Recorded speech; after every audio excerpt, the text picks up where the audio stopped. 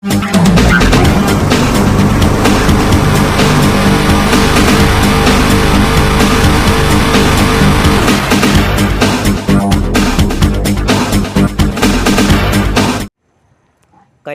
జిల్లా శంకరపట్నం మండల కేంద్రం లోపల తోడేటి శ్రీనివాస్ అనే మన కళాకారుడు ఉన్నారు.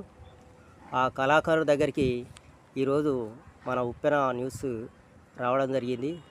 ఆ కళాకారుడి పరిచయంతో ఆ కళాకారుడి యొక్క లోపల ఉన్న కళా నైపుణ్యాన్ని కూడా తెలుసుకుందామని ఇక్కడ రావడం జరిగింది. ఆ శ్రీనివాస్ గారు కూడా మరి ఇక్కడే ఉన్నారు. ఆ శ్రీనివాస్ గారు మీ పేరు మీరు ఒకసారి పరిచయం చేసుకోండి. మీరు అన్న ముందుగా ఉప్పెన న్యూస్ గారికి నమస్కారాలు, ధన్యవాదములు. నా పేరు వచ్చేసి తోడేటి శ్రీనివాస్ గౌడ్. మాది కేశవపట్నం విలేజ్, మండల శంకరపట్నం, డిస్టిక్ కరీంనగర్. ఇప్పుడు నేను ప్రస్తుతానికి చేసేది కరీంనగర్లో అమాలి వర్క్ చేస్తున్నాను. నేను గత 96-97లో 10వ తరగతి అయిపోయింది సార్. మాది చిన్నప్పటి నుండి నాకు కళ మీద ప్రోత్సాహం బాగా ఉండేది. ఎక్కడ ప్రోగ్రాం జరిగినా కానీ అక్కడికి పోయి నేను చూడడం జరుగుతుంది. చూడని దానికి అర్థం చేసుకొని నేను ఒక కళను నిరూపించుకోవాలి, ఒక కళాకారుని కావాలి, ఒక కళను ప్రోత్సహించిన ఆ కళను పోషించుకోవాలనేది నాకు తాపత్రయం ఉండేది. నేను ఆ రోజున బ్రహ్మంగారి చరిత్ర మేము ఉండేది. బ్రహ్మంగారి చరిత్ర చెప్పడంలో నాకు ఒక ప్రాముఖ్యత అనేది వచ్చింది. ఆ సైడ్గా నేను చెప్పడం జరిగింది. బ్రహ్మంగారి చరిత్ర, శివలీల, ఒక కథ కూడా నేను ముందుగా నేను మేటిగా చెప్పడం జరిగింది.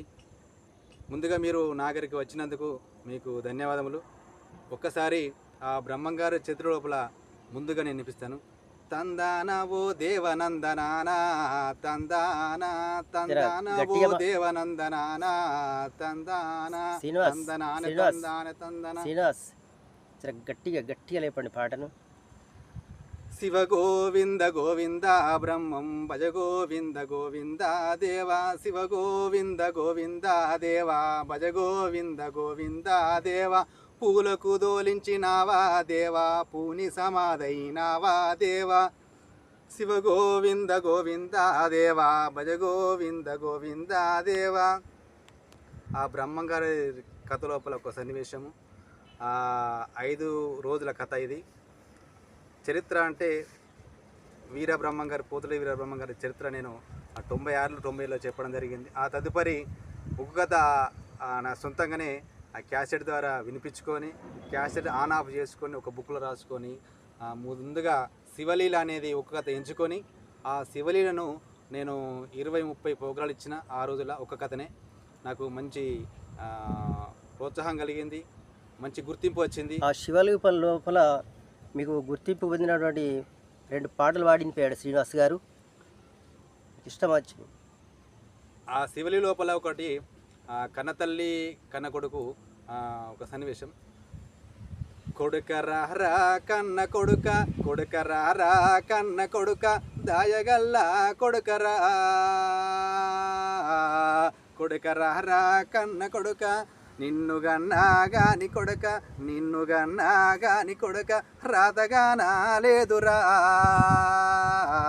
నిన్ను గన్నా గాని కొడుక, నా కొడుక పనిభూషణ మహారాజో,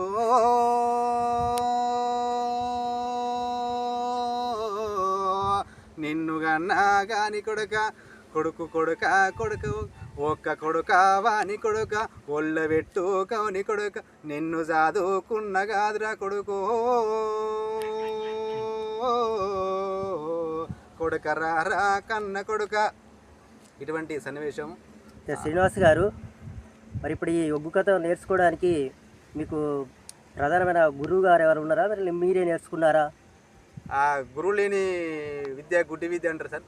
అది ఎటువంటి గురువైనా గురువును భావించుకొని ఒక గురువుని తీసుకొచ్చుకొని ఆ ఒగ్గు కథ నేర్చుకోవాల్సి జరిగింది. ముందుగా మాకు టేకుర్తి గ్రామం లోపల ఎల్లమ్మ ఒక గుడి లోపల 5 రోజుల కథ ఉంటే నాకు చనిపోయినాడు కట్టగొండి భాస్కర్ స్వర్గశ్రేయుడు.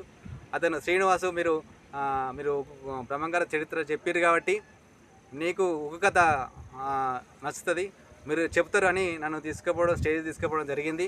అప్పుడు కట్టగొండి భాస్కర్ ఇప్పుడు లేడు, సర్కస్ అయ్యిండు, ఆయన ద్వారా నేను నేర్చుకోవడం జరిగింది. అవు శ్రీనివాస్, మరి ఇప్పుడు మీరు ఈ జిల్లా లోపల అనేక కార్యక్రమాలు చేసిన అంటున్నారు కదా. అవును. మరి ప్రభుత్వం ఉంది కదా, ప్రభుత్వం ద్వారా మీకు ఏమైనా ఆర్థిక సాయాన్ని గిట్ట మీరు కోరుకున్నారా? కోరుకుంటే మీరు మీకు అందలేదా? అప్పుడు నేను ప్రభుత్వం ద్వారా కొందరికి గవర్నమెంట్ జాబులు వచ్చేసినాయి, నేను కూడా ప్రయత్నం చేసినా కానీ ప్రభుత్వం నాకు ఏం సహాయం లేదు, మాకు ఎటువంటి ఆర్థిక సహాయం కూడా మాకు అందలేదు. సరే శ్రీనివాస్, మరి ఇప్పుడు మీ మీరు టీము తయారు చేసుకొని ఈ కళారంగం లోపల మరి ఇంకా ముందుకు పోవాలనుకుంటారా? ఇప్పటితోనే మీరు ఇప్పుడున్న వృత్తిలో కూడా కొనసాగాలనుకుంటున్నారా? నేను కళ అంటే చాలా చచ్చిపోయినంత ఉత్సాహం ఉంటుంది. కాకపోతే ఇప్పుడు నేను విధి లేక నేను కొన్ని అనివార్య కార్యక్రమాల్లో నేను కరీంనగర్ లోపల అమలు వర్క్ చేయడం, నేను అన్నిది కూడా ఒక వృత్తిని ప్రేమించి పనిచేస్తాను నేను. సరే, ఇప్పుడు మరి తెలంగాణ ధూమ్ధామ్ కార్యక్రమాలు జరిగినాయి కదా, ఆ తెలంగాణ ధూమ్ధామ్ లోపల కూడా మరి మీరు కూడా మీ కళారంగాన్ని కూడా స్టేజ్ల మీద ప్రదర్శన చేశారని అంటున్నారు, మరి నిజమే కదా? అవును, నిజమే. నేను ధూమ్ధామ్ ప్రోగ్రాంలో కూడా నేను 4-5 ప్రోగ్రాంలు ఇచ్చడం జరిగింది. ఆ ధూమ్ధామ్ ప్రోగ్రాంలు కూడా నాకు కొన్ని గుర్తింపుగా అవార్డులు ఇచ్చినాయి. చిన్నప్పటి నుంచి నేను నాటక రంగంలో కానీ, ఒగ్గు కథ లోపల కానీ, బ్రహ్మంగారి చిత్ర లోపలే కానీ కళ అంటే నేను చచ్చిపోయేటువంటి రకం నాది. సరే శ్రీనివాస్ గారు, మేము వచ్చి మిమ్మల్ని కలిసినందుకు మరి మా మాట కాదనకుండా మీరు మాకు ఇంటర్వ్యూ ఇచ్చి మీ పాటలు వినిపించి మమ్మల్ని సంతోషపెట్టినందుకు మీకు మరి ఈ ఉప్పెన పత్రిక ద్వారా నేను కృతజ్ఞతలు తెలుపుకుంటాను. రైట్, నమస్కారం.